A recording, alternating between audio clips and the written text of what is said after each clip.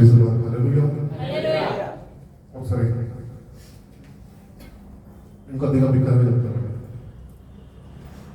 దేవుడికి ఒకసారి స్తోత్రాలు చెప్తామా? హల్లెలూయా. మంచిదండి. దేవుడు ఈ సంవత్సరం అంతా మనల్ని కాచి కాపాడి సంవత్సరంలో ఆఖరి దినము ఇటు రీతిగా సజీవ లెక్కలో దేవుడి సన్నిధిలో మనము ఆయనను ఆరాధించడానికి దేవుడు మనల్ని జ్ఞాపకం చేసుకొని సంవత్సరం అంతా దేవుడు తన రెక్కల మీద భద్రపరిచి కాచి కాపాడాడు.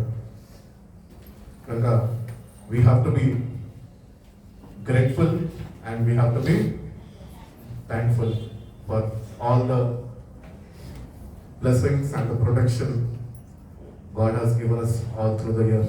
ఈ సంవత్సరం మొత్తము దేవుడు మనని భద్రపరిచి కాచి కాపాడి ఎన్నో మేలులతోని ఆయన తృప్తిపరుస్తూ ఆయన ఇప్పటి వరకు ఆఖరి దినం వరకు ఆయన చెయ్యి విడవక మనల్ని నడిపిస్తూనే వచ్చాడు. కాబట్టి వచ్చిన మనందరం ఒకటి గుర్తిస్తాం ఏంటంటే, ఎంతమంది నమ్ముతున్నారు దేవుడు 2023 జనవరి 1 నుంచి 31 డిసెంబర్ 23 వరకు నా చేయి పట్టి నడిపించాడు. ప్రభు మిమ్మల్ని నడిపించును గాక. ఇప్పుడు మనం ఒక తీర్మానం చేసుకోవాలి. ఏంటి తెలుసా? ప్రభు ఈ సంవత్సరం అంతా నన్ను నడిపించచ్చు. నూతన సంవత్సరంలోకి నేను అడుగు పెట్టబోతుండగా నేను నీ చేయి పట్టుకొని నడుస్తా ప్రభు అని ప్రభుకి కానీ మనము మన జీవితాన్ని అప్పగిస్తే కనుక దేవుడు తప్పక రాబోయే నూతన సంవత్సరంలో కూడా దేవుడు తన కృపను విస్తరింపజేసి తన మేలుతో తృప్తిపరిచి నూతన కార్యాలు మన జీవితంలో జరిగించి ఆయన కొరకు సాక్షుల వలె ఆయన నిన్ను బలపరిచి ఆయన నడిపించాలని ఇష్టపడుతున్నాం. కాబట్టి దేవుని సన్నిధికి వచ్చిన మనము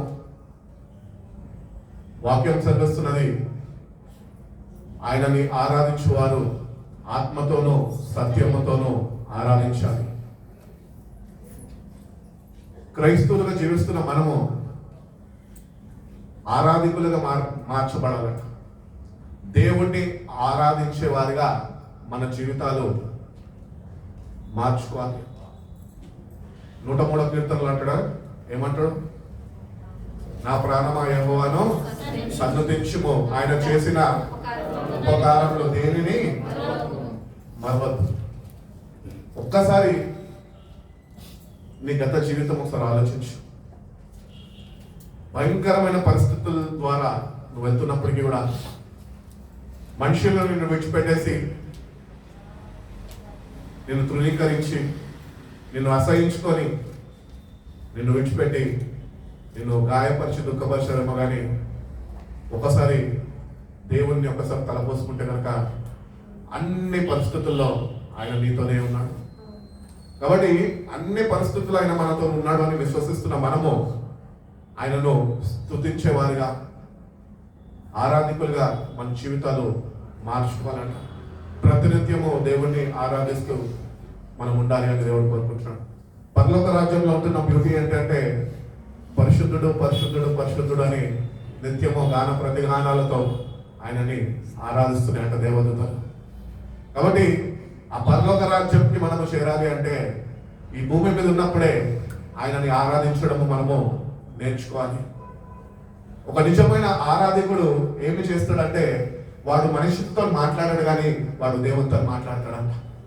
కాబట్టి దేవునితో మాట్లాడే వారిగా అట్టి ఆరాధికులుగా ఆయన చూస్తున్నప్పుడు ఆయనని ఆరాధించే వారిగా మన జీవితాలు మార్చబడాలంట. We have to be true worshippers. Worshippers will worship him in spirit and in truth. సత్యములో ఆత్మలో వాళ్ళు ఉంటారంట. ఆత్మ సంబంధులు వేరు. కాబట్టి ఆత్మ సంబంధులుగా మనం కూడా ఉండాలి. దేవుడు అనుగ్రహించిన పరిశుద్ధాత్మని మనం ప్రతినిత్యము కలిగి జీవిస్తే ఆ సావాసంలో మనము మన జీవితాన్ని పురిగొల్పుకుంటే పరిశుద్ధాత్మని కలిగి మనం జీవించగలిగితే కనుక నువ్వు దేవుడిని ప్రతినిత్యము ఆరాధించేవాడుగా ఉండగలుగుతావు. కాబట్టి బైబిల్ చదువుతున్నప్పుడు చాలాసార్లు కీర్తనకారుడు తెలియజేస్తున్న రీతిగా ఆయన చేసిన మేలులన్నింటినీ తలపోసుకుంటూ హీఈస్ ఎవర్ ప్రైజింగ్ హిమ్, ప్రతినిత్యము దేవుడిని స్తుతిస్తూనే ఉన్నారంట వాళ్ళు. కాబట్టి మన జీవితాల్లో కూడా మనము దేవుడిని స్తుతించేవారమై ఉన్నాం. ఏదో ఆదివారం ఆరాధనకు వచ్చాము, స్తుతి ఆరాధన ఉన్నది అని అప్పుడు స్తుతించడం కాదు, కానీ నువ్వు ఏ పని చేస్తున్నప్పటికీ, నువ్వు కాలేజ్లో ఉండొచ్చు, నువ్వు హాస్పిటల్లో ఉండొచ్చు, నువ్వు నీ ఎంఎన్సి కంపెనీస్లో ఉండొచ్చు, నువ్వు ఎక్కడన్నా ఉండొచ్చు, ఏ రంగంలో నువ్వు పని చేస్తుండొచ్చు, కానీ ఆ రంగంలో నువ్వు దేవుణ్ణి ఆరాధించేవాడిగా నీ జీవితం మార్చబడాలి. ఏంటన్నా పనులు చేసుకోవద్దా, ఆఫీస్కి వెళ్ళి ఆరాధించమంటున్నారంటారా? ఆత్మలో ఆనందించేవారిగా, దేవుణ్ణి స్తుతించేవారిగా మనం ఉండాలి. ఆ ఆత్మతోనూ సత్యముతోనూ మనం దేవుని స్తుతించేవారిగా మనం ఉండాలి. కాబట్టి మన జీవితాల్లో ఈ సంవత్సరం మొత్తము దేవుణ్ణి ఒకవేళ ఆరాధించలేక దిగజారిన పరిస్థితుల్లో ఉంటున్నాము, కానీ దేవుణ్ణి ఆరాధిస్తే కనుక ఆ రక్షణ ఆనందము అనేది నువ్వు ఆయన దగ్గర నుంచి పొందుకొని కలిగి జీవించగలవు. కాబట్టి మనం ఈ లోకంలో దేన్ని బట్టి అతిశయించదు బట్టి, కానీ ఆయనను బట్టి అతిశయించేవారుగా, ఆయనను బట్టి ఆయనను ఆరాధించేవారుగా మనం ఉండాలి అని దేవుడు కోరుకుంటున్నాడు. యెషయా గ్రంథం 12వ అధ్యాయం ఒకసారి చూద్దామండి. ఆ దినమున మీరు ఇలాగందరూ, యెహోవా కోపపడితివి, నీ కోపము చల్లారెను. చాలండి. ఈరోజు ఆయన కోపము చల్లారిందంట, ఇప్పుడు ఆయన స్తుతిస్తున్నాడంట. ఇప్పుడు మన జీవితాల్లో ఈ వాక్యాన్ని కానీ ఒకవేళ మనము అప్లికబుల్ చేసుకుంటే, దేవుని యొక్క కోపము మన మీద రగులుకోకుండా అది చల్లార్చబడ్డది. అది కేవలము ఆయన కుమారుడు అయిన క్రీస్తు ద్వారానే అది సర్వసాధ్యం. ఆ రక్తంలో కడగబడ్డ మనము దేవుని యొక్క కోపం నుంచి నేడు తప్పించబడి ఆయన ప్రజల వలె, ఆయన సొత్తు వలె మనము మార్చబడ్డాం. కాబట్టి మార్చబడ్డ మనమంట ఈరోజు దేవుణ్ణి స్తుతించే బద్దులై ఉన్నామంట. ఈరోజు నిజంగా దేవుడు నిన్ను చూస్తున్నప్పుడు, can God recognise you as a worshipper? నువ్వు నిజమైన ఆరాధికుడు అని దేవుడు నిన్ను గుర్తించగలుగుతున్నాడా? అట్టి ఆరాధన నీకు ఉన్నదా? ఒకవేళ లేకపోతే కనుక ఒక్కసారి నువ్వు చేసిన నీ పాత గతించిన నీ జీవితంలో ఒకసారి నువ్వు ఆలోచిస్తే కనుక, దేవుని యొక్క ఉగ్రతకి లోనవ్వాల్సిన నువ్వు ఆ ఉగ్రత నుంచి నువ్వు తప్పించబడ్డావు. యేసు ప్రభు నిన్ను అంతగా ప్రేమించి తన రక్తాన్ని చిందించి ఆ దేవుని యొక్క భయంకరమైన ఉగ్రత నుంచి మనల్ని ఈరోజు తప్పించి ఉన్నాడు. తప్పించబడ్డ మనమంట అది తలపోసుకుంటూ, ఆయన చేసిన త్యాగాన్ని తలపోసుకుంటూ మనం ప్రతినిత్యము దేవుని స్తుతించే వారమై ఉన్నాము అని దేవుడు తెలియజేస్తున్నాడు. కాబట్టి మన జీవితాల్లో మనము వ్యక్తిగతముగా దేవుణ్ణి ఆరాధించడము నేర్చుకోవాలి. మనంతటా మనము ఆరాధించలేము, కానీ దేవుణ్ణి కనుక ఆత్మతో సత్యముతో నువ్వు ఆరాధించగలితే ఆ పరిశుద్ధాత్మ దేవుడే నిన్ను ఒక ఆరాధికుడిగా నీ జీవితాన్ని మారుస్తాను అని తెలియజేస్తున్నాడు. బ్రదర్స్ కొద్దిగా ముందుకు జరిగి.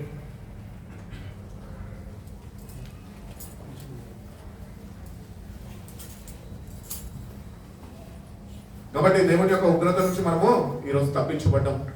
కానీ తప్పించబడ్డ మనము జాగ్రత్తలై ఉండాలి. దేని విషయంలో అంటే, దేవుని యొక్క రాబోతున్న ఉగ్రత నుంచి మనం తప్పించబడాలి.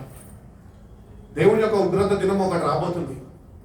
మానవుళ్ళు ఎప్పుడైతే పాపం చేశారో, మానవుడి మీదకి దేవుని కోపము రగులుకోవాల్సిన దినాలు యేసు ప్రభు వారు అడ్డుపడి మధ్యవర్తగా ఆయన వచ్చి దాన్ని ఆపి ఉన్నాడు. ఈ మొదటి ఉగ్రత దేవుని ఏదైతే ఈ భూమిపైకి వచ్చిందో, ఆ ఉగ్రత నుంచి చాలా మంది దేవుని యొక్క ఉగ్రతకి లోనైపోయి వాళ్ళ నాశనానికి గురైపోయారు. కానీ మనము కొత్త నిబంధన క్రైస్తవులుగా జీవిస్తున్న మనము క్రీస్తు రక్తంని ఆశ్రయిస్తూ ఆయన రక్తంలో కడగబడ్డ మనము జాగ్రత్త వహించాలి. ఏంటి అంటే, ఇప్పుడు ఏదైతే దేవుని యొక్క రెండో ఉగ్రత రాబోతుందో భూమిపైకి, దాని నుంచి మనము తప్పించబడాలి అంటే మనము దేవుని యందు భయభక్తులు కలిగి మన జీవితాన్ని మార్చుకొని దేవుని దృష్టిలో ఆయనని ఆరాధించే వారుగా మనం ఉండాలి అని దేవుడు తెలియజేస్తున్నాడు. కాబట్టి దేవుని యొక్క రెండో ఉగ్రత ఒకటి రాబోతుంది. ఆ ఉగ్రత గురించి బైబిల్లో ఎన్నో స్థలాల్లో తన దాసుల ద్వారా దేవుడు తెలియజేసి ఉన్నాడు. ఆ ఉగ్రత దినం నుంచి ఎవరు తప్పించబడలేరంట. తప్పించే నాదుడు అంటూ ఎవడు లేడంట. కాబట్టి రక్షణ పొందుకున్న మనము ఈరోజు నీ జీవితం ఏంటో నీకు తెలుసు. నువ్వు నిజంగా ఒకసారి దేవుని యొక్క ఉగ్రత రాబోతుందే, ఆ ఉగ్రత నుంచి నేను తప్పించబడతానా అని ఒక్కసారి ఎప్పుడైనా నిన్ను ప్రశ్నించుకుంటే కనుక నీ జీవితం చెప్తుంటది నువ్వు తప్పించబడలేవు అని.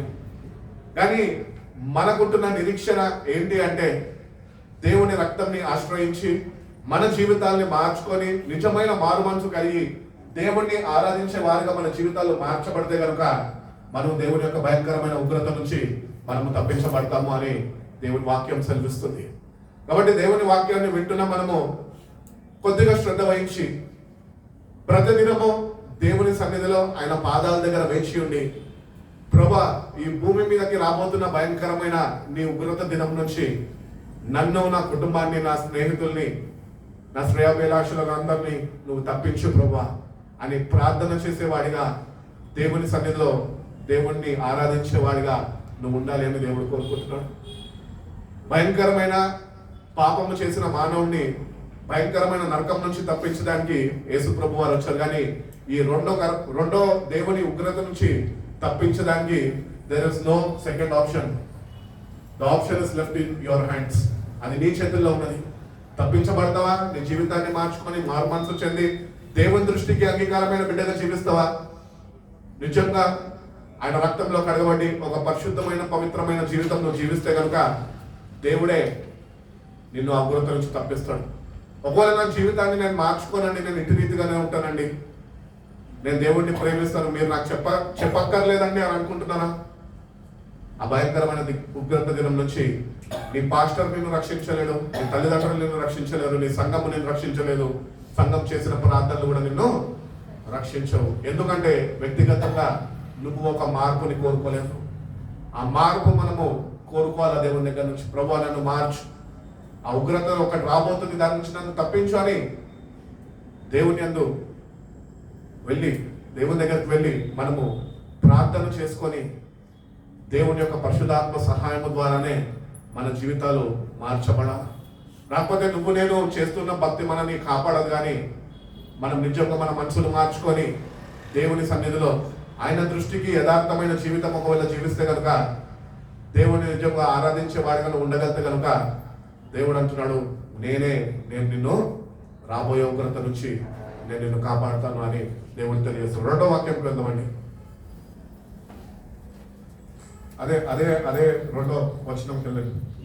ఇదిగో నా రక్షణకు కారణభూతుడకు దేవుడు, నేను భయపడక ఆయనను నమ్ముకొనుచున్నాను. ఆయన నమ్ముకొనుచున్నాను. యెహోవా యెహోవాయే, యెహోవా యెహోవాయే నాకు బలము, ఆయనే నా కీర్తనకు ఆస్పదము, ఆయనే నాకు రక్షణాధారమాయను. ఆయననే నాకు రక్షాధారమాయను.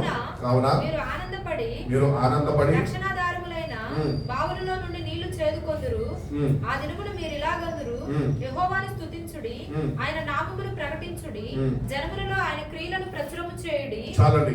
ఇక్కడ మనం ఒకసారి చూసుకున్నట్లయితే మనము దేవుణ్ణి ఎందుకు స్తుతించాలి అంటే, దేవుని యొక్క ఉగ్రత నుంచి తప్పించబడ్డ జనము గనుక మనము దేవుణ్ణి స్తుతించే వారమై ఉన్నాము. మనము ఆయనని కోపము రేపుతున్నప్పటికీ ఆయన అయినా కూడా మన పట్ల జాలిపడి మనని కనికరిస్తూ మనల్ని కాపాడుతూ ఆయన వస్తున్నాడు. కాబట్టి దేవుని దగ్గరకు వచ్చిన మనము రక్షణ బావిలో నుంచి మనము రక్షణ ఏమా నీళ్ళని చేదుకోవాలంట. We have to go to the well of salvation and draw the waters of it అంట. కాబట్టి రక్షణ అనేది మనం ఇంకా పొందుకునే వారమై ఉన్నాం. రక్షణ పొందుకున్నాము, రక్షింపబడ్డాము అని పేరు మాత్రమే ఉంది, కానీ నిజంగా రక్షణ ఎవరికి ఇంకా అనుగ్రహింపబడలేదు. ఆ రక్షణ దినము విమోచన దినము అని బైబిల్లో తెలియజేస్తున్నది. కాబట్టి ఆ దినము కొరకు మనమంట ఆయన సన్నిధికి వెళ్ళి ఆయన రక్షణను మనకు అనుగ్రహించమని మనం దేవుని ప్రతినిత్యము మనం బ్రతిమలాడుకునే వారుగా మనం ఉండాలంట. కానీ మన జీవితాలు ఎట్లుంటాయంటే, రక్షింపబడ్డం కదా నాకేంటి, ఆల్రెడీ రక్షణ పొందుకున్నా, so I don't care whatever happens, నా ఇష్టం అని కాదండి. కానీ దేవుని దగ్గరకు వచ్చిన మనము, ప్రభా నీ రక్షణ నాకు అనుగ్రహించు ప్రభా అని నువ్వు దేవుణ్ణి ఒకవేళ అడిగితే కనుక, ప్రతిదినము మన ప్రార్థనలో మనము రక్షణ నిమిత్తము ప్రార్థన చేసుకునే వారిగా మనం ఉంటున్నాం. ఎవ్రీడే దేవుడు నీకు రక్షణ ఉచితంగా ఇచ్చి ఉన్నాడు. ఉచితంగా ఇవ్వబడ్డ రక్షణ మనము భయముతోనూ వణుకుతోనూ కొనసాగించమని పరిశుద్ధ లేఖనాలు సెలవిస్తున్నాయి. కాబట్టి ఈ భయము వణుకు అనేది మనం దేవుని పట్ల కలిగి ఉండాలి. We have to fear God. నిజంగా ఒక ఆరాధకుడికి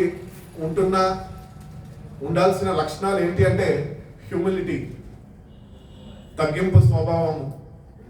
రెండోది, ఒక ఆరాధకుడికి ఉండాల్సింది కమిట్మెంట్, సమర్పణ, వాడు దేవునికి సమర్పించుకోవాలా. మూడోది, ఆరాధకుడికి ఉండాల్సిన లక్షణం ఏంటి అంటే he has to be gratitude కలిగి ఉండాలి. he should have a heart of gratitude. దేవుడు నా పట్ల ఈ గొప్ప కార్యాలు నా కొరకు చేసి ఉన్నాడని కృతజ్ఞత భావము వాడు కలిగి ఉండాలి. ఈ మూడు మనలో ఉంటేనే మనము దేవుడిని నిజంగా మనము ఆరాధించే వారిగా మనం ఉంటాం. కాబట్టి నీలో హ్యూమిలిటీ ఉందా? తగ్గింపు స్వభావం నీలో ఉన్నదా? ఒకవేళ నీలో ఇప్పటి వరకు తగ్గింపు స్వభావం లేదేమో, కానీ దేవుని దగ్గరకు వచ్చిన నువ్వు, ఆయనని కొనియాడుతున్న నువ్వు, ఆయన నామంలో ప్రార్థన చేస్తున్న నువ్వు, ఆ తగ్గింపు ఏంటో ప్రభా నాకు కూడా నువ్వు నేర్పించు అని ప్రభు దగ్గర నేర్చుకునే వారమై ఉన్నా. మనుషుల దగ్గర మనం నేర్చుకోం, కానీ దేవుని దగ్గర మనము నేర్చుకోగలుగుతాం. కాబట్టి హ్యూమిలిటీ. యేసు ప్రభు వారు కూడా సర్వ అధికారము ఆయన చేతిలో ఉన్నప్పటికీ కూడా ఆయన తను తాను తగ్గించుకున్నాడు. శిష్యరికము ఏంటో ఆయన చూపించాడు. మీరు నాకు శిష్యులుగా ఉండాలి అని చెప్పాడు ప్రభు. కాబట్టి ఆయన కొరకు శిష్యులుగా ఉండాలంటే వచ్చేసి సంఘాన్ని గడ్డగడ్డపడేసి ప్రతి సండే వచ్చేసి పనులు చేసేసి మీరు శిష్యులు అయిపోరు. దేవుడు నీలో గుర్తింపు పొందాలి. దేవుడు నిన్ను గుర్తించాలి. నా కుమారుడు తగ్గించుకున్నాడు, నేను ఏదైతే తగ్గింపు నేను కలిగి ఉన్నానో ఆ తగ్గింపు నా కుమారుడు కూడా కలిగి ఉన్నాడు అని దేవుడు మనం చూస్తున్నప్పుడైనా మనం అట్టి రీతిగా చూడాలని ఆశపడుతున్నాడు. కాబట్టి హంబుల్ యువర్ సెల్ఫ్. దేవుని సన్నిధిలో నిన్ను తగ్గించుకో. దేవుని సన్నిధిలో తాము తగ్గించుకున్న వారిని ఆయన హెచ్చించే దేవుడై ఉన్నాడంట. కాబట్టి ఈ తగ్గింపులో దాగి ఉన్న ఆశీర్వాదం ఏంటి అంటే దేవుడే నిన్ను హెచ్చిస్తాడు. కాబట్టి ఈ తగ్గింపే నీలో లేకపోతే దేవుడు ఏం చేస్తా అంటున్నాడు చెప్పాలి. ఒకవేళ తగ్గింపు మనలో లేకపోతే దేవుడు ఏం చేస్తాడు? అనగదొక్కుతాడు, నిన్ను అనగదొక్కేస్తాడు. కాబట్టి తగ్గింపు అనేది మనలో ఉండాలి. ఈ తగ్గింపు ఎప్పుడు వస్తుందంటే ఎప్పుడైతే నువ్వు శరీరాన్ని నలగొట్టుకొని దేవుని సన్నిధిలో ఏకాంతంగా నువ్వు ప్రార్థన చేయగలుగుతావో అప్పుడు ఆ తగ్గింపు ఏంటో ఆయన నీకు నేర్పిస్తాడు. కాబట్టి చాలాసార్లు మనము వాటిని బట్టి మనం చాలాసార్లు తగ్గించుకోకుండా ఉంటాం. కానీ దేవుడు తెలియజేస్తున్నాడు, అంతా నాదే, సర్వము నాదే, సర్వ అధికారము నాదే. అయినా కూడా నా కుమార్తె ఒకసారి చూడు ఎంత తగ్గించుకున్నాడు. ఆయన తగ్గించుకున్నాడు కనుకనే పరలోక రాజ్యంలో అన్ని నామముల కన్నా పైనామం ఆయనకి ఇవ్వబడ్డదంట. మరి ఏ నామము దానికి సాటి రాదు. అంతగా తగ్గించుకున్నాడండి. తగ్గించుకొని ఆ రక్షణని అనుగ్రహించి ఒక మాదిరిని మనకు నేర్పించి ఉన్నాడు. ప్రతి ఒక్క క్రైస్తవుడిని గుర్తించాలంటే మొట్టమొదటిగా వాడు గుర్తించాలి అంటే కనుక ఫస్ట్ వాటిలో క్వాలిటీ ఉండాల్సింది తగ్గింపు. ఆ తగ్గింపు అనేది మన జీవితాల్లో లేకపోతే నువ్వు క్రైస్తవుడిగా క్రీస్తుని వెంబడించలేని వాడిగా నువ్వు మిగిలిపోతావు. కాబట్టి ఆ తగ్గింపు నీలో ఉన్నదా? ఒకవేళ లేకపోతే కనుక ప్రభు దగ్గరకు వస్తున్నావు నువ్వు, ఆ తగ్గింపు ఏంటో ప్రభు నాకు నేర్పించు అని ప్రభు దగ్గర నేర్చుకొని అట్టి రీతిగానే తగ్గించుకొని మనము ఆయన యొక్క మనము జీవించే వారిగా మనము ఉంటున్నాము అని తెలియజేస్తున్నాడు. కాబట్టి ఆ రక్షణ మనకి ఆయన ఇచ్చి ఉన్నాడు. We have to draw waters from the well of salvation. అది దేవుని సన్నిధికి వెళ్ళి నువ్వు దేవుని దగ్గరికి వెళ్ళి దేవునితో గడుపుతుండగా ఆ రక్షణ అనేది ఆనందాన్ని దేవుడు నీ హృదయంలో ఆయన కలుగు చేస్తూ ఉంటాడు. కాబట్టి రక్షింపబడ్డాము అనగానే రక్షణ ఆనందం వచ్చేదండి. You have to draw it from God. దేవుని దగ్గర నుంచి మనం అది చేరుకోవాలి, దేవుని దగ్గర నుంచి పొందుకోవాలి. ఎట్లయితే మనకు నీళ్లు కావాలంటే బకెట్ బాయిలో వేసి నీళ్లు చేదుతాము పైకి, అట్టి రీతిగానే ప్రభు దగ్గరకు వచ్చిన మనము ఆ రక్షణని నీళ్ళు ఎట్టి రీతిగా అయితే పైకి లాక్కుంటూ ఉంటావో ప్రభు దగ్గరికి ప్రతిసారి వెళ్ళినప్పుడు ఆయన దగ్గర నుంచి రక్షణ మనం పొందుకుంటూ ఉండాలి. అదే రక్షణ ఆనందము మనలో పుట్టిస్తూ ఉంటుంది అని దేవుడు తెలియజేస్తున్నాడు. కాబట్టి ఈ గ్రంథం మొత్తం మనం చూసినట్లయితే ఆ దినమున, ఏ దినం అది? మొదటి భాగంగా చూసుకుంటే మనం రక్షింపబడ్డ దినము, రక్షణ పొందుకున్న దినము. ఇంకొక దినం ఒకటి చెప్పినాం కదా, దేవుని యొక్క ఉగ్రత దినమని. ఆ దినమున మనము దేవుణ్ణి స్తుతించే బదులై ఉండాలి అంటే, ఉగ్రత నుంచి తప్పించబడే వారిగా మనం ఉండాలి అంటే, జీవిస్తున్న మనము దేవుణ్ణి స్తుతించే బదులై ఉన్నాము. దేవుణ్ణి స్తుతించే వారిగా, దేవుని కొరకు ఆరాధికులుగా మన జీవితాలు ఉన్నప్పుడే ఆ భయంకరమైన ఉగ్రత దినం నుంచి ఆయన తప్పిస్తాను అని ఆయన తెలియజేస్తున్నాడు. ప్రతినిత్యము మనము దేవుణ్ణి స్తుతిస్తూ ఆయనకి కొత్త పాటలు మనం పాడేవారుగా, ఆయన చేసిన ప్రతి ఒక్కటి మనం తలపోసుకుంటూ, మనము దేవుడు మనల్ని ప్రతిసారి చూస్తున్నప్పుడు we should not change, we should be a person of gratitude all the time. మనం ఎట్లుంటామంటే ఊసరవల్లి వలె ఉంటాం.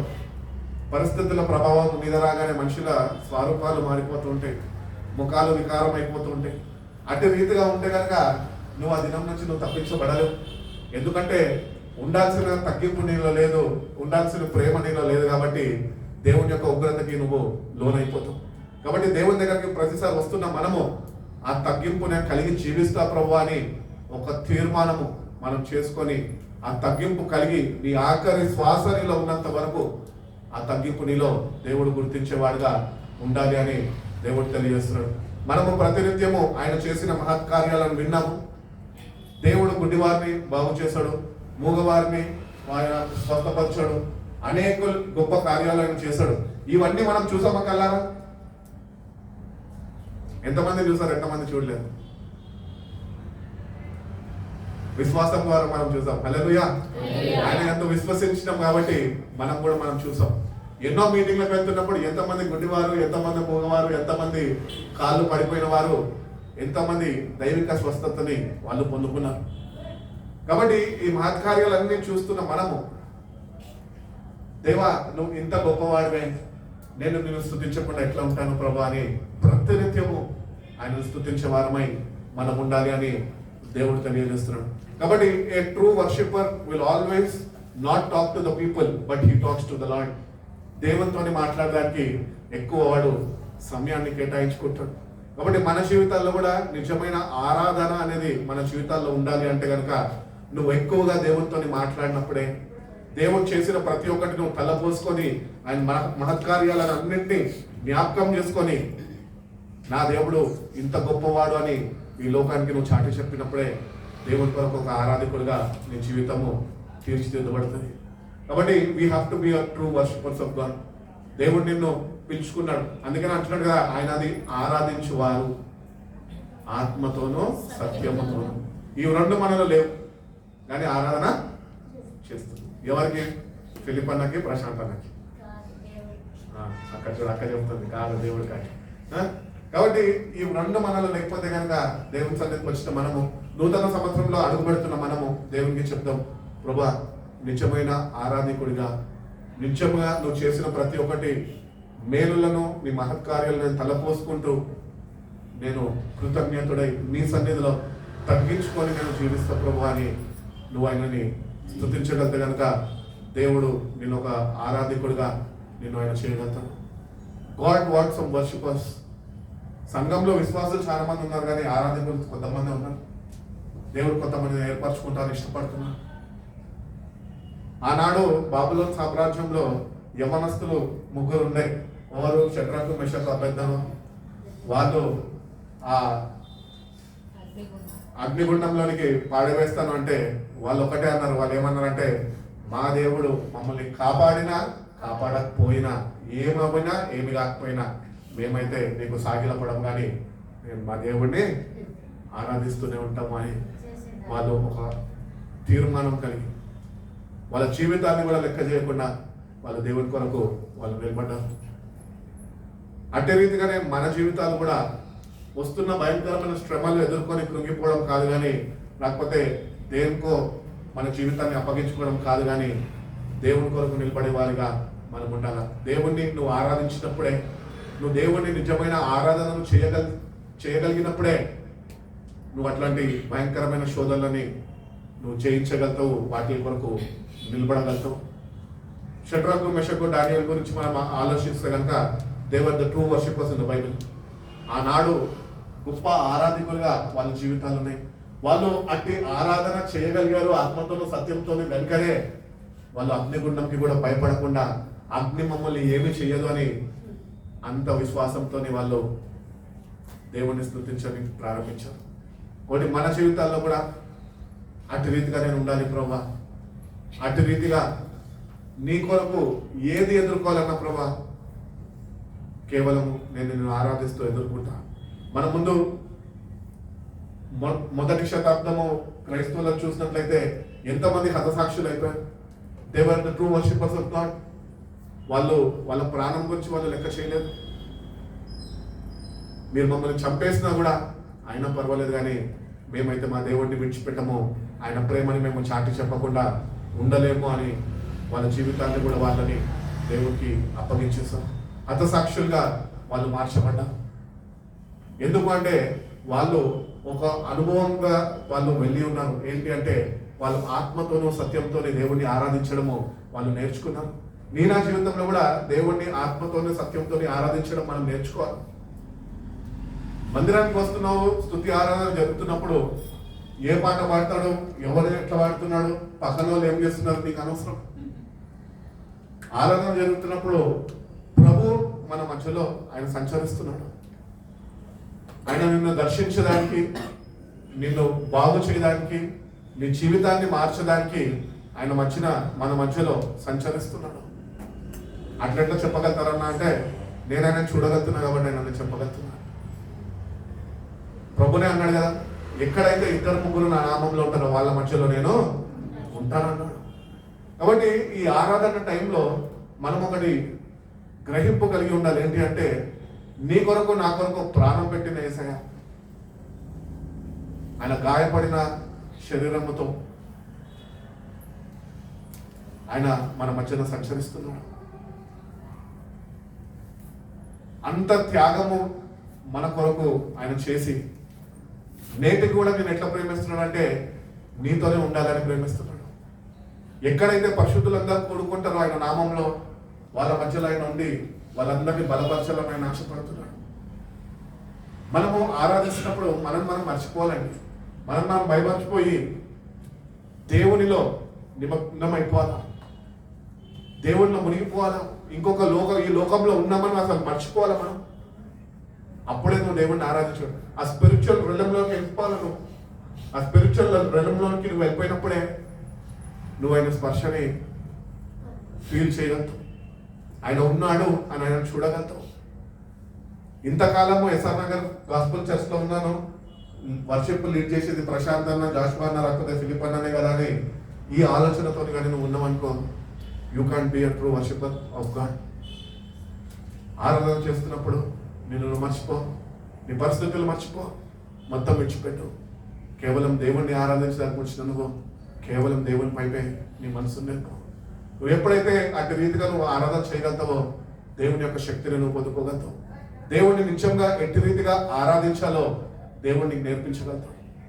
కాబట్టి స్తుతి ఆరాధన చేస్తున్నప్పుడు ఈ సంవత్సరం అంతా ఏదో ఆచార భక్తిగా చేసేసి ఉద్దేశమేమో, నిజంగా దేవుని సన్నిధిని, ఆయన ప్రసన్నతని నువ్వు దేవుని సన్నిధిలో వ్యక్తిగతంగా నువ్వు అనుభవించలేకుండా ఉండేవి ఉన్నావేమో. కానీ నేను చెప్తున్నాను, ఇప్పటి నుంచన్నా నిన్ను నువ్వు మర్చిపోయి, నీ పక్కన వాళ్ళ గురించి మర్చిపోయి, నీకున్న కష్టాలు మర్చిపోయి, అన్నీ మర్చిపోయి దేవా నిన్ను ఆరాధించడానికి వస్తున్నాను.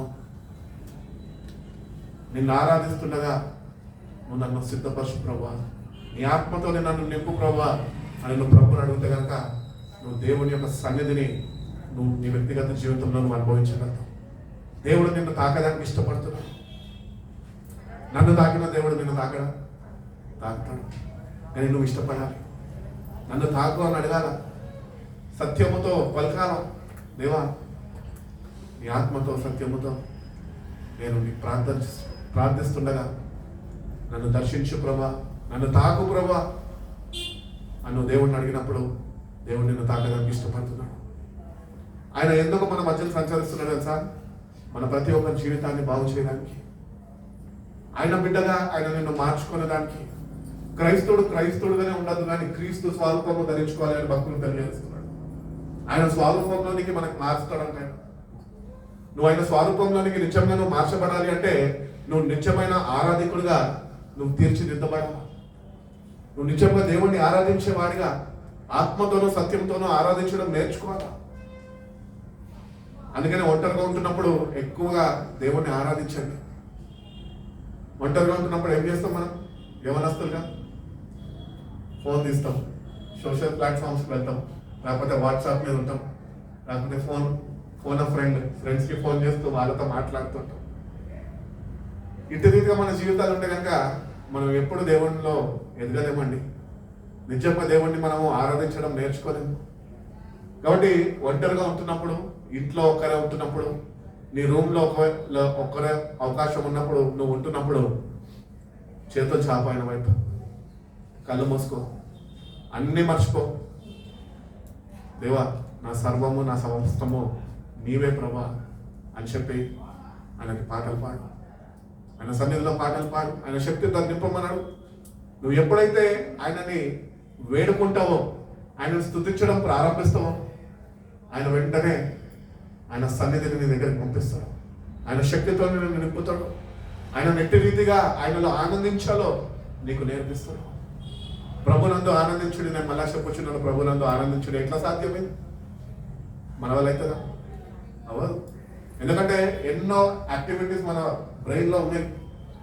ఇక్కడ కూర్చొనే ఉన్నాం కానీ ఇప్పుడు మన తలంపులన్నీ ఏమైనా ఉన్నాయి తెలుసా?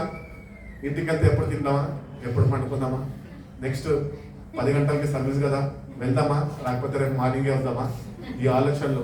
ఎవరికి ఫోన్ చేస్తాము? ఫస్ట్ మెసేజ్ నేను ఎవరికి పెట్టాను? న్యూ ఇయర్కి ఓకే రైట్ వాళ్ళకి పెట్టా. ఈ ఆలోచనలు, ఈ తలంపులు మనం కలిగి మందిరంలో ఉంటున్నామంటే మనం దేవుణ్ణి ఏమాత్రము ఆరాధించలేని వారుగా మన జీవితాలు వచ్చినాయి. నువ్వు మెసేజ్లు పెట్టుకో, నువ్వు ఫోన్లు చేసుకో, ఎవరికన్నా ముద్దు పెట్టుకో, ఏమైనా చేసుకో, అవన్నీ బయట. కానీ సంఘానికి వస్తున్నప్పుడు దేవుణ్ణి కలిగి జీవించాలా, దేవుణ్ణి ఆరాధించేవాడిగానే నీ జీవితం మార్చబడాలి. కాబట్టి మందిరానికి వస్తున్నప్పుడు అనాలోచనగా ఉండద్దు. దేవుడు ఇక్కడ మన మధ్యలో ఉన్నాడు. ఆయన నీతోని నాతోని మాట్లాడడానికి, నా జీవితము ఆయన బాగు చేయడానికి, మన ఆశీర్వదించడానికి, దీవించడానికి, మనము ఆయనలో ఆనందించే వారిగా ఉండడానికి ఆయన మన మధ్యలోనే ఉన్నాడు. కాబట్టి ప్రభు సన్నిధిని మనము వ్యక్తిగతంగా అనుభవించే వారిగా మనం ఉండాలి.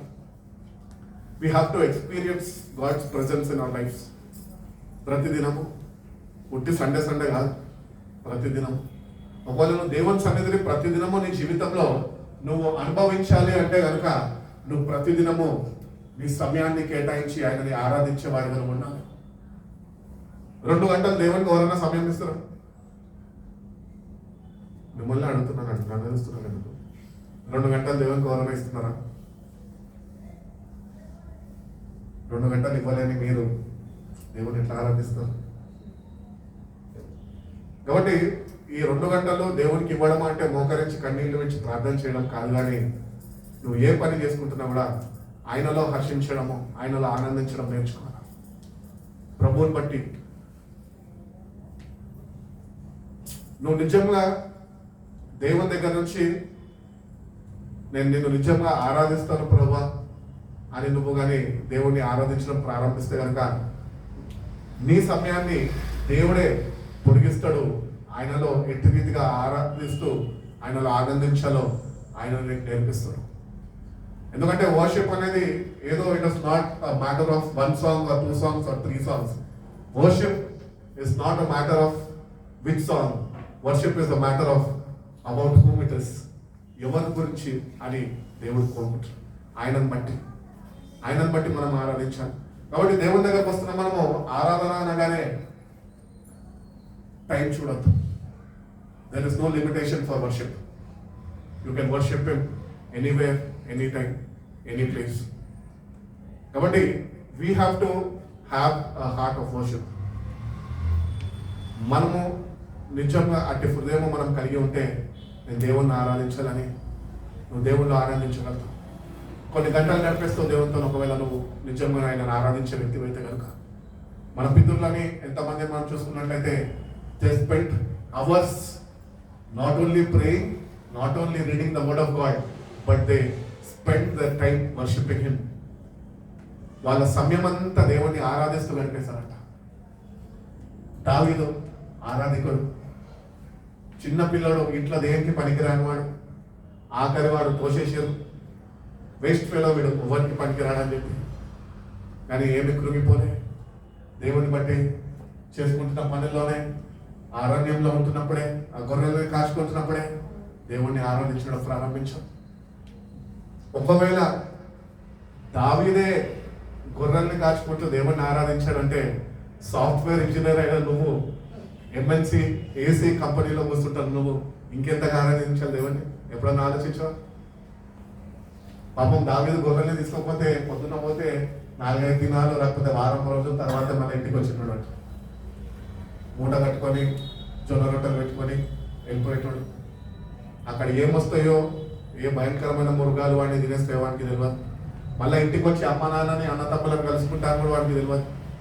కానీ దేవుణ్ణి ఆరాధించే విషయంలో ఏమాత్రమో ఆయన మర్చిపోలేదు, వెళ్ళిపోయాడు. దేవుణ్ణి ఆరాధించడము, దేవుణ్ణి ఆనందించడము నేర్చుకున్నాం. అటు రీతిగానే మన వ్యక్తిగత జీవితాల్లో మనం కూడా ఆ అనుభవంలోనికి వెళ్ళాలి. అనుభవంలోనికి వెళ్ళి దేవుణ్ణి ఆరాధించే వారిని మన జీవితాన్ని మార్చుకోవాలి. దేవుడు చేసిన ప్రతి ఒక్కటి, దేవుడు మనకు ఏం చేశాడు అంటే ఏమి చేయలేదని చాలా మంది చెప్పారు. నేను అన్నాను, అన్నీ చేశాడు కానీ నువ్వు గుర్తించలేకపోతున్నావు అని చెప్పి. దేవుడు ఏం చేశాడంటే తన ప్రియ కుమార్తెని నీ కొరకు నా కొరకు ఇచ్చాడు. దానికన్నా ఎక్కువ ఏమైనా చేయగలుగుతారా? ఏమి చేయలేదు. నువ్వు ఆయన ఎందుకు సంపూర్ణ విశ్వాసము కలిగి నువ్వు నిజంగా ఆయనని ఆత్మతో సత్యంతో ఆరాధించేవాడిగా నువ్వు ఉండగలిగితే కనుక దేవుడు సర్వము నా జీవితంలో ఆయన సమస్తము జరిగించాడు అని ఆయనకి కృతజ్ఞతలు నువ్వు జీవించగలవు. కాబట్టి మన జీవితంలో we have to be a true worshippers of God. అటు రీతిగానే దేవుని ఆరాధించే విషయంలో అత్తరుపుండి పట్టుకొని వచ్చింది ఒక స్త్రీ, విలువైనది. ఆ దేవుని పాదాల దగ్గర పోసి దేవుని పాదాన్ని కడిగి దేవుణ్ణి ఆరాధిస్తున్నది, కన్నీళ్లు విడుస్తూ దేవుణ్ణి ఆరాధిస్తున్నది. కాబట్టి ఆమె కూడా ఒక గుర్తింపు పొందదు. ఏంటి అంటే లూకాసు వార్త 7:24-26లో ఉంటుంది కదా, ఆ బుడ్డ తీసుకుని వచ్చి తన సర్వ పాపాలన్నీ కొరకు దేవుని సన్నిధిలో వేచి ఉండి ఆయన ఆరాధిస్తూ ఆ సమర్పణ ద్వారా పాప క్షమాపణ ఆమె పొందుతుంది. ఏమంటాడు దేవుడు ఆమెతోనే? ఆమె విస్తారముగా నన్ను ప్రేమించింది కనుక అబ్బా, ఎంత చక్కని మాట అండి. నీ నా జీవితంలో కూడా ఈ వాక్యం చదువుతున్నప్పుడు హృదయం తల్లడిల్లిపోతుంటది, పగిలిపోతూ ఉంటది. ఏంటంటే మన విస్తారమైన పాపాలు క్షమించబడాలంటే నువ్వు విస్తారంగా ఆయన ప్రేమించేవాడిగా ఉండాలంట. నువ్వు నిజంగా విస్తారంగా ఆయన ప్రేమించినప్పుడే నీ పాపాలన్నిటికీ క్షమాపణ ఆయన అనుగ్రహించగలుగుతాడు. ఇది నిజమైన ఆరాధకుడు చేసే ఆరాధన. ఈ ఆరాధన మనకున్నదా? నిజంగా దేవుడిని విస్తారంగా ప్రేమించగలుగుతున్నావా? మనము దేవుడిని ప్రేమించాలంటే we keep limitations for him. కొద్ది సమయమే, ఇంతసేపు నేను దేవుడిని ప్రేమించగలుగుతాను. ఎందుకంటే నా గర్ల్ ఫ్రెండ్ వెయిట్ చేస్తున్నది, నా బాయ్ ఫ్రెండ్ అక్కడ వెయిట్ చేస్తాడు. దేవుడిని 1 గంట ప్రేమిస్తా, వాళ్ళని 4 గంటలు ప్రేమిస్తా.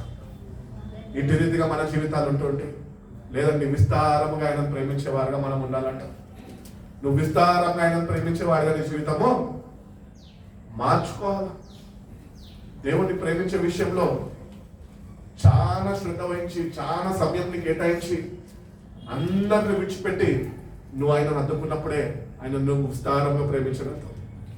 ఆ స్త్రీ కూడా వాళ్ళ ఇంట్లో అందరినీ వదిలిపెట్టేసింది. ఆమె స్థితిగతి ఏంటో ఆమెకు తెలుసు. ఏసయ్య ఎక్కడ ఉన్నాడో ఆమెకు తెలుసు. ఏసయ్య దగ్గరకు వచ్చేసింది, ఏసయ్య పాదాల మీద పడ్డది, కన్నీళ్లు విడిచింది.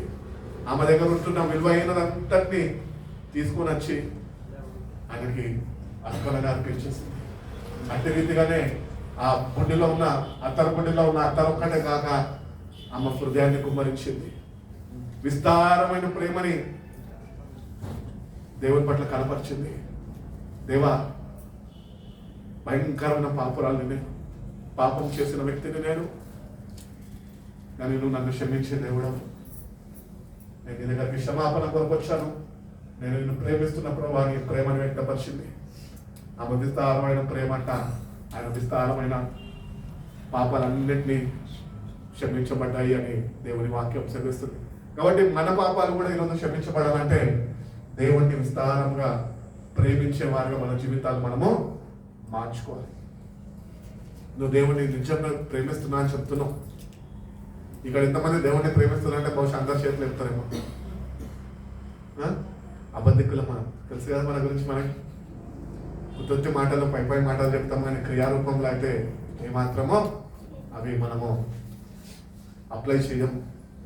కానీ ఇక్కడ ఈ స్త్రీ అంట క్రియారూపంలో ఆమె చూపించిందంట, దేవుని దగ్గరికి వెళ్ళింది. ఇప్పుడు యేసయ్య ఆత్మ కనుక, ఆయన వాక్యము కనుక ఆయన దగ్గరికి మనం వచ్చి వాక్యంని, ఆయన సన్నిధిని, ప్రార్థనలో నువ్వు కానీ ఎక్కువగా నీ సమయాన్ని గడిపి విస్తారంగా నేను కూడా ప్రభా నేను నిన్ను ప్రేమిస్తున్నాను అని నీ ప్రేమని నువ్వు ఒకవేళ దేవుడికి కనపరిస్తే కనుక దేవుడు నీ విస్తారమైన పాపాలన్నింటినీ ఆయన క్షమించే శక్తివంతమైన దేవుడు అయి ఉన్నాడు. హల్లెలూయా. కాబట్టి God wants you to spend your time with him. నీ సమయం ఈ లోకంలో గడపడానికి నీకు ఇయ్యలే. డబ్బు పోతే డబ్బు సంపాదించుకోవచ్చు, ఏది పోయినా సంపాదించుకోవచ్చు, కానీ సమయం పోతే తిరిగి రాదు. Time is more valuable. దేవుడు నీ జీవితంలో నీకు ఇచ్చిన ఆయుష్లో అది ముగింపబడక మునిపే నీ సమయం దేవునితో గడిపేవాడిగా నువ్వు ఉంటేనే నీ ప్రతి ఒక్క పాపంకి ఆయన దగ్గర నుంచి క్షమాపణ పొందుకుంటావు. కాబట్టి న్యూ ఇయర్ నుంచి నేను రాత్రి కూడా బ్రదర్ జాషువా చెప్పారు కదా, న్యూ ఇయర్ నుంచి కొన్ని రెజల్యూషన్స్ చేసుకోండి, తీర్మానాలు. నేను ఈ రోజు నుంచి అబద్ధం ఆడతాను అని ఫస్ట్ డే చెప్తాడు, వాడు 365th డే వరకు వాడు చేసుకున్న తీర్మానాన్ని మర్చిపోయి అబద్ధాల్లో మునిగిపోతూ ఉంటాడు, ఇంకొన్ని ఎక్కువ అబద్ధాలు ఆడుతూ ఉంటాడు. అట్టి రీతిగా కాదండి, దేవుని సన్నిధికి వస్తున్నప్పుడు దేవునితో ఒక తీర్మానం చేస్తాడు, that I will spend time with you lord. నువ్వు దేవునికి నిజంగా ఆయన వైపు చూసి యేసయ్య నేను నీతోని ఈ నూతన సంవత్సరంలో సమయము నేను గడపాలనుకుంటున్నా ప్రభా అంటే ఎంత సంతోషిస్తాడు ఆయన. అవునా బిడ్డ? నువ్వు ఎట్లా గడుపుతావు? నేను ఎదురు చూస్తున్నా, నీకోసం ఎదురు చూస్తూ ఉంటాను. కాబట్టి మన జీవితంలో ఈ యాత్రలో కొద్దిగా సమయము ఈ నూతన సంవత్సరంలో వెళ్తున్న మనము దేవుని అడుగు ఏమనంటే, lord prepare me to spend time with you. నూతన సంవత్సరంకి అందరు అన్నీ చేస్తుంటారు కదా, ప్రిపరేషన్స్లో ఉంటాం. ఏం చేయాలా, ఎక్కడ చేయాలా, ఎప్పుడు చేయాలా, ఏ టైంకి పిలవాలా, ఎవరిని పిలవాలా, ఎవరు రావాలా, అంతా లోకం మొత్తము ప్రిపరేషన్లో మునిగిపోయి ఉన్నది. They are preparing for the 31st night. కానీ దేవుని బిడ్డలుగా ఉంటున్న మనము we have to prepare our selfs to spend time with him. నా జీవితంలో దేవుడు ఇప్పటి వరకు ఒకటే ఒక న్యూ ఇయర్ నేను ఫ్రెండ్స్తో బయట ఉన్నా, కానీ అది కూడా ఎప్పుడు తెలుసా, ఇక్కడ ప్రేయర్ ముగించుకున్నాకే బయటకు వెళ్ళా. దాని తప్ప ఏ న్యూ ఇయర్ నేను దేవుని సన్నిధి వదిలి ఎక్కడికి వెళ్ళలేదు. మా ఇంటర్లతోనే సంఘంతోనే ఉన్నాను, వాళ్ళతోనే దేవునితో గడుపుకుంటూ ఉన్నాను. అట్టి రీతిగానే మన జీవితాలు కూడా ప్రతిదినము not only the new year, we have to prepare our selfs. New ఇయర్కి ఒక సిద్ధపాటు ఉంటుంది, సంఘంకి ఒక సిద్ధపాటు ఉంటుంది. ఏంటి అంటే ఓల్డ్ ఇయర్ సర్వీస్ ఒకటి తీసుకోవాలా, న్యూ ఇయర్ సర్వీస్ ఒకటి తీసుకోవాలా, మళ్ళీ ఉదయకాలము న్యూ ఇయర్ మార్నింగ్ సర్వీస్ తీసుకోవాలి. They have a preparation. ఏ పాటలు పాడాలా, ప్రశాంత్ అడుగుతాడు వచ్చి, అన్న ఏ పాటలు పాడదాం, ఈ పాటలు పాడదామా, ఈ పాడదామా, చాయిస్ ఆఫ్ సాంగ్స్ ఉంటాయి, ఏమి సెలెక్ట్ చేసుకుందామని ఒక ప్రిపరేషన్ ఉంటుంది. అట్టి రీతిగానే మన ఆత్మీయ జీవితంలో ఎదగాలి అంటే ఆయనతోని మనము జీవించే వారిగా ఉంటున్నాం కనుక మనం కూడా మనం సిద్ధపరచుకోవాలి. You should have a preparation to worship him. You should have a preparation to spend time with him. You should prepare yourself. ఎగ్జామ్స్కి ప్రిపరేషన్ మీ డాడీ అవుతారా, మీ మమ్మీ అవుతారా? ఎగ్జామ్ రాయాల్సినవాడు నేనే. ఎవరు ప్రిపేర్ అవ్వాలి? నేనే ప్రిపేర్ అవ్వాలి. మరి దేవుని దగ్గరకు వస్తున్నప్పుడు ఆరాధించాల్సింది నేనే కదా. ప్రశాంత్ ఆరాధిస్తే నేను చప్పట్లు పడితే నాకేం వస్తుంది? ఏమి రాదు. కాబట్టి వస్తున్న నేనంట ఆయన ఎట్లా ఆరాధిస్తున్నా నాకు ఆయన గురించి అనవసరం, కానీ నేనైతే దేవుడిని ఆరాధిస్తున్నా కనుక ఒక సిద్ధపాటు కలిగి రావు. ప్రభు నన్ను సిద్ధపరచు, నేను సిద్ధపడి వస్తుండగా నీ పరిశుద్ధాత్మ సహాయంతో నిన్ను ఆరాధించే కృపను నాకు దయచేయి ప్రభు అని నువ్వు దేవుడి దగ్గర నిన్ను నువ్వు ప్రిపేర్ చేసుకుంటే దేవుడు నిన్ను సిద్ధపరుస్తుంది. కాబట్టి we have to prepare our self to worship him. దేవుడి దగ్గరికి వస్తున్న మనము దేవుడు చేసిన ప్రతి ఒక్క మేలుని తలపోసుకుంటూ నేటికి కూడా సంఘంలో మనం కూర్చొని ఉన్నామేమో, ఇంకా నీ పాపాలు క్షమింపబడక దేవుణ్ణి ఆరాధిస్తున్నామేమో. He will not accept your worship. నీ పాపాలన్నీ పడినాకనే నువ్వు దేవుణ్ణి ఆరాధించే స్థాయిలోనికి ఆయన కోరుకున్న రీతిగా నిజమైన ఆరాధికుడిగా నువ్వు మార్చబడగలవు. కాబట్టి దేవుడు మన దగ్గరికి వచ్చి ఉన్నాడు, రక్షణ మనకి ఇచ్చి ఉన్నాడు. We have to praise him all our life.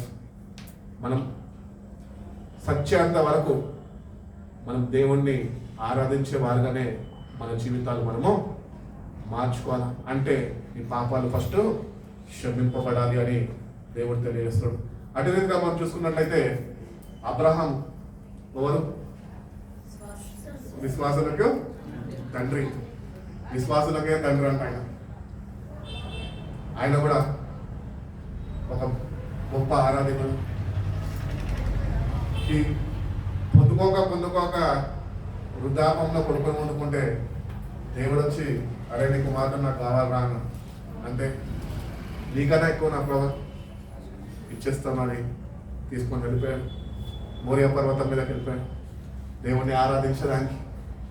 దేవుడిచ్చాడు, దేవుడికి ఇచ్చేద్దామని ఒక విశ్వాసంతో ఒక సమర్పణతో ఆయన దేవుడి దగ్గరికి వెళ్ళిపోయాడు. అబ్రాహాం స్టోరీ చదువుతున్నప్పుడు నాకు అనిపిస్తూ ఉంటుంది ఏమనిపిస్తామంటే, అబ్రహాంకి తెలుసు ఇస్సాకుని ఇచ్చేస్తే అబ్రహాంకి తన దేవుడు ఎవరో తెలుసు. ఒక్క ఇస్సాకుని ఇస్తే 100 ఇస్సాకులు ఇచ్చే శక్తిమంతుడు దేవుడు అని ఆయనకు తెలుసు. ఆ ఒక్క ఇస్సాకుని దేవుని కొరకు నిజంగా ఇయ్యడానికి సిద్ధపడ్డవాడు విశ్వాసులకు తండ్రి. అట్టి విశ్వాసంతో దేవుని దగ్గరికి రావాలి. We have to give our all to him. మనకు ఉంటున్న సమస్తము నువ్వు ఆయనకి ఇచ్చినప్పుడే నువ్వు ఆయన నిజంగా ఆరాధించగలవు.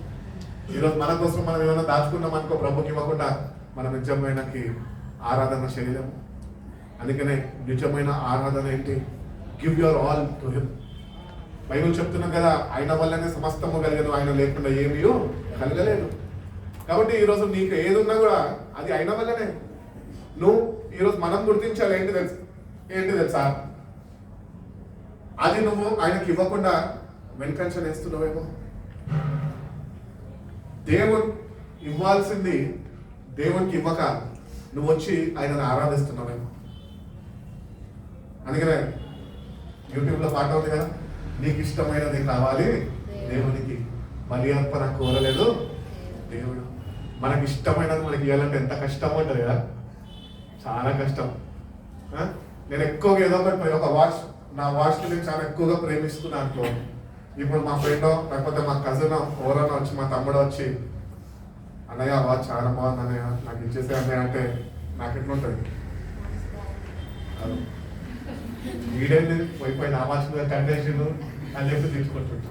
దేవుడు కూడా అదే చూస్తున్నాడు. ఎగ్జాంపుల్స్ ఎందుకు చెప్తున్నా అంటే, దేవుడు కూడా నువ్వు ఇష్టపడేదే కోరుకుంటున్నాడు.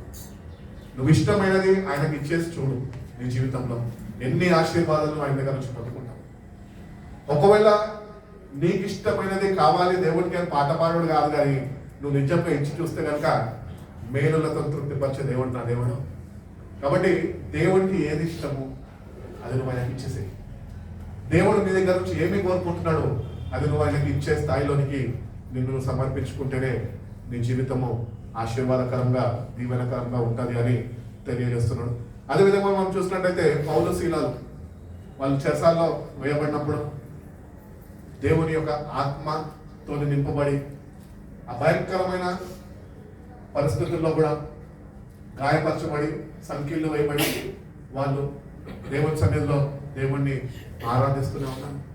వారంటే నిజమైన ఆరాధికులు. వాళ్ళు ఎందు నిమిత్తం అక్కడ ఉన్నారు, మాకెందుకు అవసరమో ప్రకటించడము యేసు ప్రభు గురించి, మాకెందుకు ఈ శ్రమ అని వాళ్ళు ఎప్పుడు అనుకోలేదు. They just praised him even in the present. ఈరోజు మనం కూడా మన కష్టాన్ని మనం చూడడం కాదు, కానీ నీ కష్టాలను దేవుణ్ణి స్తుతించేవాడిగా, దేవుణ్ణిలో ఆనందించేవాడిగా, దేవుణ్ణి ఆరాధించేవాడిగా నీ జీవితాన్ని నువ్వు మార్చుకోవాలా. నీ జీవితం మార్చబడాలా. You also have to be a true worshipper of God. సత్యము నీలో ఉండాలా. నేనే సత్యము అన్నాడు ఆయన. ఆ సత్యం నీలో లేకపోతే అబద్ధం నీలో ఉంటుంది. కాబట్టి సత్యముతోని ఆయనను ఆరాధించడం చేసుకో. పరిశుద్ధాత్మ యొక్క అన్యోన్య సహవాసం ప్రతినిత్యం మనం కలిగి ఉండాలి. పాపము చేస్తూ ఉంటాం మనుషులం కాబట్టి, పడిపోతూ ఉంటాము, మళ్ళా లేస్తూ ఉంటాము. దేవుడు ప్రేమ గలవాడు కాబట్టి ఆయన ప్రేమను చూపించి నేను లేవనెత్తుతూ ఉంటాడు. కాబట్టి ఈ ప్రక్రియలో మనం ఒకటి గుర్తించాలి. ఏంటి అంటే నీ జీవితంలో ఆత్మతోని సత్యంతోని ఆరాధించాల్సిన నువ్వు ఆత్మ సహవాసాన్ని పోగొట్టేసుకుంటున్నావు. అందుకనే దావీదు పాపం చేసినప్పుడు అంటూ ఉంటాడు, నీ ఆత్మను నా యుద్ధ నుండి తీసివేయద్దు అని ప్రార్థన చేసుకుంటూ బ్రతిమలాడుకుంటున్నాడు. మనం కూడా మన వ్యక్తిగత జీవితాల్లో దేవుని యొక్క ఆత్మని కలిగి జీవించాలి. ప్రభు అంటూ ఉంటాడు కదా, ఆత్మ లేనివాడు నా వాడు కాదు. ఈరోజు నిజంగా పరిశుద్ధాత్మ కానీ మనము ఆయనతోని సావసించకపోతే, ఆ సావాసం లేకపోతే నువ్వు నిజంగా దేవుని ఆరాధించేవాడిగా మాత్రము ఉండలేవు. సత్యంలో ఇలా నిలిచి ఉండదు. నువ్వు చేసేదే భక్తి కరెక్ట్ అని బ్రహ్మపరిచే ఆత్మ నీకు చెప్తూ ఉంటుంది. నువ్వు అదే భక్తి చేసుకుంటూ వెళ్తావు. భక్తి అనే ముసుగులో ఒకరోజు నాశనానికి వెళ్ళిపోతావు. అందుకనే పరిశుద్ధాత్మని మన కొరకు గ్యారంటీగా ఇచ్చి ఉన్నాడు. ఆయనతోని నువ్వు ప్రతినిత్యము కనెక్షన్ కలిగి ఉండాలి. ఫోన్, సెల్ ఫోన్ ఉంటుంది, కొత్త ఫోన్కి మారుస్తాం. కొత్త ఫోన్కి మారవగానే సిగ్నల్ రాదు. చాలా మంది ఏం చేస్తారంటే సిగ్నల్ రాకపోతే ఆన్ చేసి ఇట్లా పెడతారు, ఇటు తీస్తారు. ఎందుకు? సిగ్నల్ కావాలి. ఇప్పుడు మనం ఎటువైపు తిరగా? ఆయన వైపు తిరగా. వ్యక్తిగతంగా, సంఘపరంగా కాదు, వ్యక్తిగతంగా, కుటుంబపరంగా కాదు, వ్యక్తిగతంగా నువ్వు ఆయన వైపు తిరిగినప్పుడే ఆ పరిశుద్ధాత్మ యొక్క కనెక్షన్ నీకు దొరుకుతుంది. ఆయన ఎప్పుడైతే నువ్వు ఆయనకి కనెక్ట్ అవుతావో అప్పుడే నువ్వు ఆయనని ఆత్మతోనూ సత్యముతోనూ ఆరాధించగలవు. కాబట్టి ఏదో క్రైస్తవులు వచ్చేసి మందిరంలో ఆరాధన జరుగుతుందని చేసేసి వెళ్ళిపోయి, అబ్బా చక్కటి ఆరాధన ప్రశాంతంగా నడిపించాడు, చక్కటి ఆరాధన ఈయన నడిపించాడు, ఆన నడిపించాడు అంటే అది ఆరాధన కానే కాదు. కాబట్టి దేవుడి మందిరానికి వస్తున్న మనము ఒకటి గుర్తిస్తాం, ఇంతకాలం ఏదైతే అయిపోయిందో అయిపోయింది, కానీ నేటి నుంచి అన్న నూతన సంవత్సరంలోకి వెళ్తున్న మనం ప్రభుకి చెప్తాం, ప్రభా ఆత్మతోనూ సత్యముతోనూ నిన్ను ఆరాధించే బిడ్డగా నా జీవితాన్ని నువ్వు మార్చు ప్రభా. ప్రతినిత్యము నిన్ను స్తుతిస్తూ, నిన్ను కొనియాడుతూ, నీకు కొత్త పాటలు పాడుతూ ప్రభా నా యాత్రని ముందుకు కొనసాగించుకునే కృపను నాకు దయచేయి ప్రభా. నన్ను ప్రభుని అడిగితే ప్రభు తప్పక నీకు సహాయం చేస్తాను తెలియజేస్తున్నాను. కాబట్టి మేక్ ఇట్ ఎ గోల్. ఒకటి గురిగా పెట్టుకో. ఏంటి అంటే నేను దేవుని బిడ్డగా కాదు, కానీ నేను దేవుణ్ణి ఆరాధించే నిజ ఆరాధికుడిగా నేను మారాలా. ప్రతినిత్యము ఏది ఏమైనా కానీ ఆయనని ఆరాధించక మానద్దు. కష్టం వచ్చిందా దేవునిలో ఆనందం, నష్టం వచ్చిందా దాన్ని బట్టి. యోగు అంటాడు కదా, ఆయననే ఇచ్చాడు, ఆయన నామంకే, ఇంకొక నామం కాదు, ఆయన నామమే. ఏది ఉన్నా, ఏది పోగొట్టుకున్నా, నువ్వు ఏది కలిగి ఉన్నా అది కేవలం ఆయనను బట్టి అని ఎప్పుడు మర్చిపోద్దు. అట్టి రీతిగానే ఏ పరిస్థితులకుండా నువ్వు వెళ్తున్నప్పటికీ పరిస్థితుల ప్రభావం నీ మీద ఉండద్దు, కానీ దేవుని యొక్క ఆత్మ ద్వారా నువ్వు ఆయనను ఆరాధించేవాడుగా నువ్వు ఉండాలి. Have a heart of gratitude. దేవునికి చెప్పు, ప్రభా ఈ సంవత్సరం మొత్తము నేను నిన్ను నిత్యముగా ఆత్మతో సత్యముతో ఆరాధించలేకపోయాను, నన్ను దయతో క్షమించు ప్రభా. కానీ నువ్వు నన్ను ఎంతగా ప్రేమించి ఈ ఆఖరి దినం వరకు నువ్వు నన్ను కాచి కాపాడవు ప్రభా. ఈ దినాన ప్రభా నిజమైన ఆరాధన, నిజమైన ఆరాధికులను నువ్వు కోరుకుంటున్నావు కనుక ప్రభా అట్టి రీతిగా నా జీవితాన్ని నువ్వు మార్చు ప్రభా. అట్టి రీతిగా నీ పరిశుద్ధాత్మ శక్తిని నాకు అనుగ్రహించు ప్రభా. నిన్ను ప్రతినిత్యము ఆరాధించే బిడ్డగా నా జీవితాన్ని నువ్వు నూతనపరచు ప్రభా. అన్ను ప్రభుని అడిగితే కనుక ప్రభు తన పరిశుద్ధాత్మ సహాయము ద్వారా ఆయనను ఎట్టి రీతిగా ఆరాధించాలి, ఎట్టి రీతిగా సత్యముతోనే ఆయనను ఆరాధించాలి ఆయన నీకు నేర్పిస్తుంది. సత్యంలో ఎట్టి రీతిగా నీ జీవితం నిలకడగా ఉండాలో ఆయన నేర్పిస్తాడు. ఆయనను బట్టి నువ్వు ఎట్టి రీతిగా అతిశయించాలో ఆయన నేర్పిస్తాడు. ఆయనను మించిన గొప్ప వాళ్ళు అంటూ ఈ భూమి మీద ఎవరు లేరు. కాబట్టి ఆయనను బట్టి అతిశయించాలి, ఆయనను బట్టి సంతోషించాలి. ఆయన నీ కొరకు నా కొరకు త్వరగా రాబోతున్నాడు. న్యూ ఇయర్ వస్తుంది అంటే అబ్బా కొత్త బట్టలు, కొత్త ఫ్రెండ్స్, కొత్త ఆఫీస్లో మొత్తం ఇంటీరియర్స్ మారిపోతాయి, డెకరేషన్ చేసేస్తారు, కొత్త ప్లాట్ఫామ్స్ అన్నీ కొత్తగా వస్తుంటాయి. ఇవన్నీ ఆలోచిస్తున్నాం. మనం ఒకటి ఆలోచించాలి, ఏంటి తెలుసా? సంవత్సరాలు త్రొల్లిపోతున్నప్పుడు ప్రభు యొక్క రాకడ సమీపమైపోతున్నది.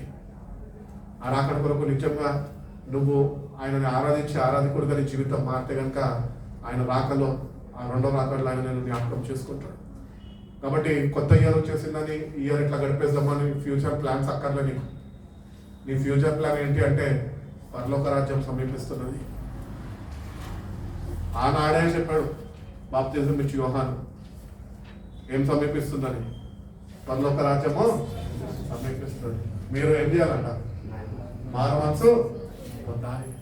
ఆ మారు మనసు నిజంగా పొంది దేవుణ్ణి ఆరాధించే వారికి మన జీవితాలు మారితేనే ఆయన ఒకవేళ 2024లో ఒకవేళ వచ్చిందనుకో, నువ్వు ఆయనతోని యుగ యుగాలు జీవించేవాడుగా ఆయన నువ్వు చేర్చుకుంటాడు. కాబట్టి నూతన సంవత్సరం వచ్చిందని ఏమాత్రమో నీ క్రైస్తవ భక్తి ఏదైతే చేస్తావో అది కాదు, కానీ అసలు సిసలైన భక్తి, దేవుని ఆత్మతో కూడిన భక్తి, దేవుని శక్తితో కూడిన భక్తి నువ్వు చేయాలని దేవుడు కోరుకుంటున్నాడు. కాబట్టి దేవుని దగ్గరకు వచ్చిన మనం ఒక తీర్మానం చేసుకున్న ప్రభా, నిజమైన ఆరాధన చేయడం నువ్వు నాకు నేర్పించు ప్రభా. నిజంగా నిన్ను ఆరాధించే వాడిగా నువ్వు నన్ను మార్చు ప్రభా. నీ శక్తిని నాలో వచ్చు ప్రభా అని మనము కానీ దేవుని సన్నిధిలో కన్నీళ్లు విడిచి మన హృదయాన్ని కుమ్మరిస్తే కనుక ఆ నిజమైన ఆరాధన ఏంటో దేవుడిని నేర్పిస్తాడు. ఆయనను ఆరాధించే కృపను ఆయననే మాకి అనుగ్రహిస్తాడు. దేవుడు అటువంటి కృప మనందరికీ అనుగ్రహించి బలపరిచి నడిపించును గాక. కళ్ళు మూసుకున్నాం, ప్రార్థన చేసుకున్నాం.